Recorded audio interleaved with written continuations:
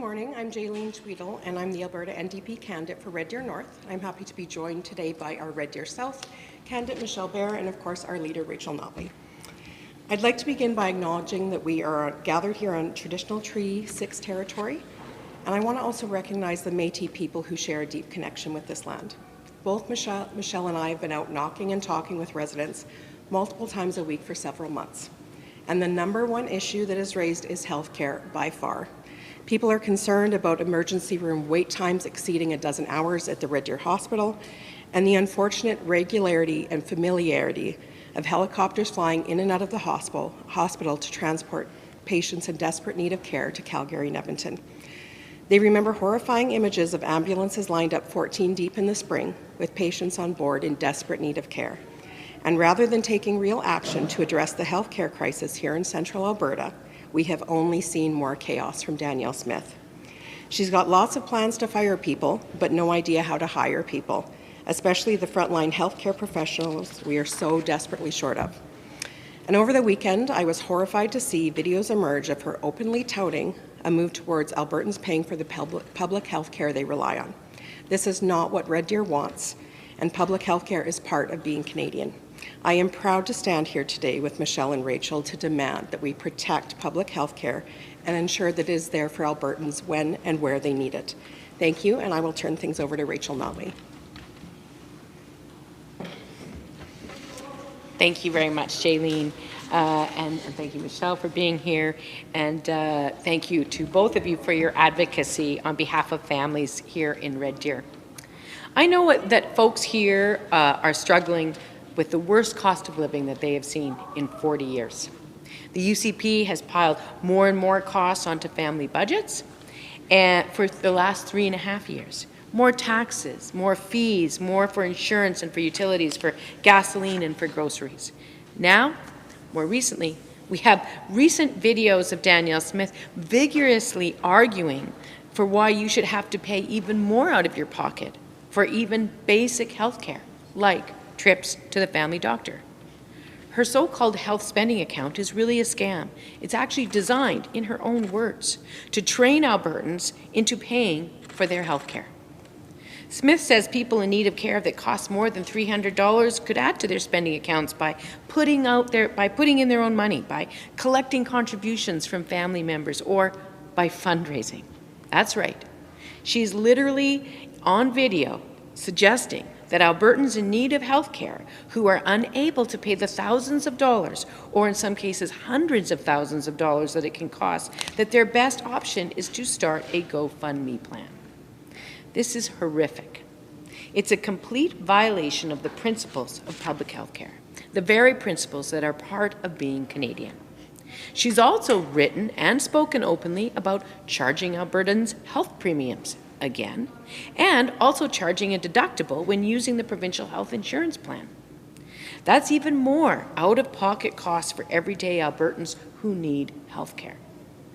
Now, yesterday, Danielle Smith told Albertans that we shouldn't believe the things that she said on video, on camera, in formal interviews, in detailed papers that she wrote a mere 16 months ago. No, we shouldn't. We shouldn't believe the things that she wrote in a policy paper for the University of Calgary with her name on it. My answer to this is, when exactly should we believe what Danielle Smith is saying? I'll tell you this, I don't believe her, and Albertans don't trust her. And here's an example of why. We know that healthcare in Red Deer is in chaos. But instead of hiring the frontline professionals we need, Danielle Smith is creating more chaos by firing people and engaging in more reorganization of the bureaucracy. Right now, what we need is a government that is focused on getting the Red Deer Hospital redevelopment built, not on moving offices and changing people's business cards. And for the record, an Alberta NDP government will expand that hospital. And it will not be after a 3-year delay of paper shuffling where little to no work is actually ever done. We will get that project going right away. Folks in Red Deer want healthcare that is stable and reliable, and that is my offer and our offer to the folks here in this city. We will bring real resources to the front line. We will work respectfully with healthcare professionals, and we will end the chaos in our hospitals, ambulances, and clinics. An Alberta NDP government will always ensure that your family can get the care that you need when you need it in your community, regardless of how much money is in your bank account. And so with that, I will pass things over to Michelle. Thank you, Rachel. Thank you for your constant advocacy for the people of this province and specifically their public health care. And thank you to Jaelene, my Red Deer fellow candidate, who's been working so hard to listen to and advocate for the people of this great city. This weekend, I too was so alarmed by those videos that surfaced. Like many Albertans, I immediately thought back to my own experiences with the healthcare system. In 2016, my son fell off a roof, and we didn't know if he would ever walk again. He required more health care in that single year than our family could have ever afforded. But public health care was there for him, and thankfully today he is able to walk. There was so much stress in that time that the thought of being forced to contemplate fundraising or pooling money from family members into some kind of health savings account would have been just too much to bear. I'm really proud of our public health care. Having said that, all three of us here today recognize the chaos and the concerns currently here in central Alberta.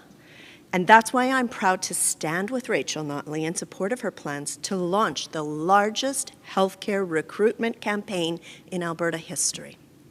I'm proud to stand with her in support of a broad plan to support mental health. And I will be proud to stand with her in the weeks and months to come as she puts forward her healthcare plan to address ER wait times, to improve family care, to ensure that an ambulance is there in an emergency, and so much more.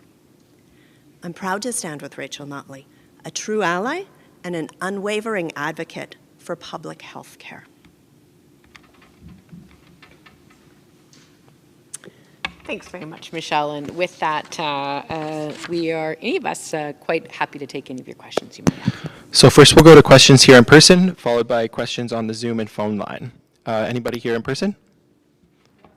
Could you please tell me a little bit more about these videos? Where can these videos be seen? Where did you see them?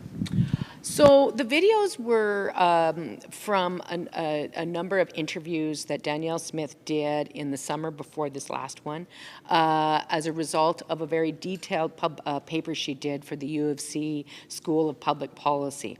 And there's been 3 videos that have been released, and you can find them online. In them, she talks about her support for restoring public health care premiums because she thinks people need to be reminded the cost of health care by paying for premiums on a regular basis. Where she talks about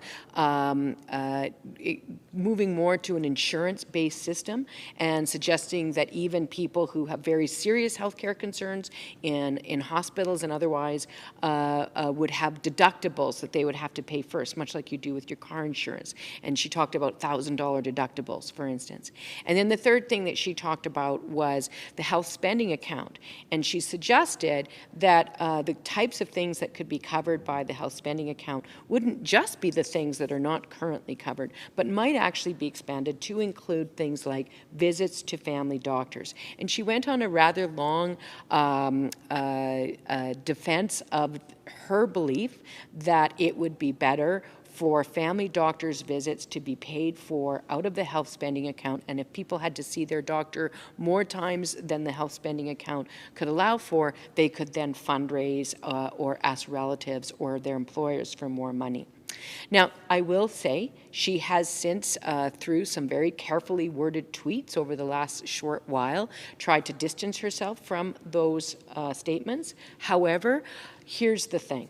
On one hand, we have Danielle Smith on video doing a very passionate argument with great conviction on her belief for why these things should be paid for out of people's pockets. And on the other hand, we have a couple of very carefully worded tweets in the last few days that have her trying to distance herself from part of those policy pieces that she was advocating.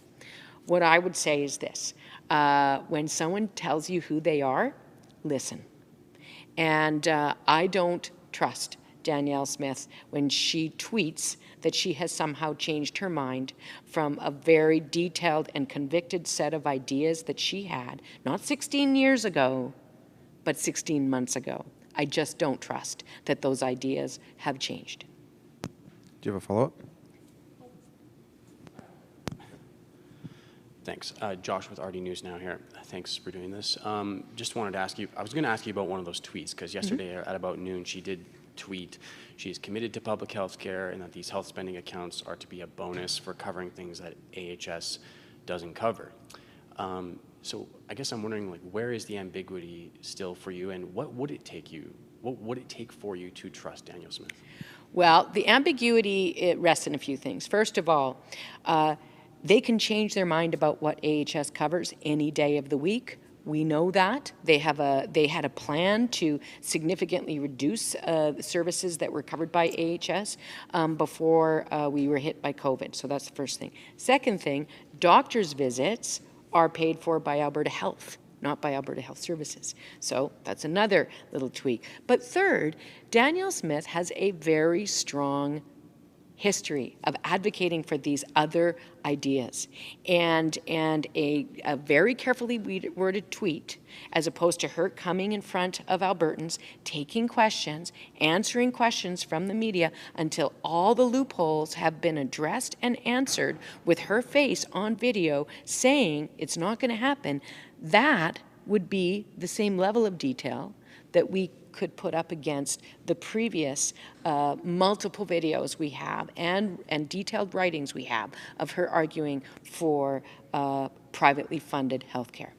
So I don't trust it, and Albertans shouldn't either. And quite honestly, Danielle Smith has made a number of comments over the years relating to health care, which contribute to the fact that Albertans don't trust her with healthcare. Her ideas on what's good healthcare, her ideas on how to run healthcare, and her ideas on who should pay for healthcare. She's said all these things before, and I don't trust that she suddenly changed her mind. It just happens to be that we're 6 months before an election, and she's figured out that what she's saying is far off of mainstream values of most Albertans. Did you have a follow-up question? Tonight, I know that you're going to respond to the Premier after her televised address. What is it that you are expecting her to say, and what kind of approach do you think that she will take? Well, obviously it'll be a little bit of a challenge to respond because we don't know what she's going to say. Historically, for instance, when we were in government, we gave the opposition the opportunity to do their own address when we paid with taxpayers' dollars the way she is for this kind of airtime. But instead, we have to just respond on whatever we hear. But that being said, here's what I would be looking for. The UCP has piled hundreds and hundreds of dollars of costs onto the backs of Alberta families over the course of the last 3.5 years, whether it's by taking the cap off insurance, whether it's by taking the cap off utilities, whether it's through failing to index taxes and income support programs, whether it's delisting or telling us the spouses of seniors that they're no longer eligible for prescription drugs, whether it's doubling the tuition in many cases. All those things are costing Albertans more.